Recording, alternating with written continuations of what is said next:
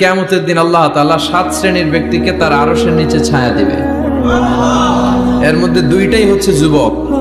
হচ্ছে ওই যুবক শাবুন নাশাআ ফি ইবাদাতিল্লাহ, যে যুবক তার যৌবনটাকে আল্লাহর ইবাদতে কাজে লাগায়, যে যুবক তার যৌবন বয়সে পর্নোগ্রাফি দেখে না, হিন্দি সিনেমা দেখে না, অশ্লীল কোনো কিছুই তারা দেখে না, এই সময়টা তারা আল্লাহর ইবাদত করে কাটায়।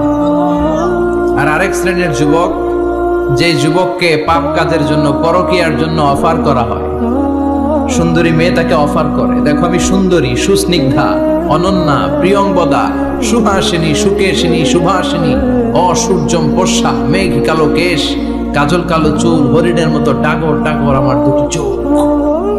কিন্তু যুবক সেদিকে ভ্রুক্ষেপ করে না।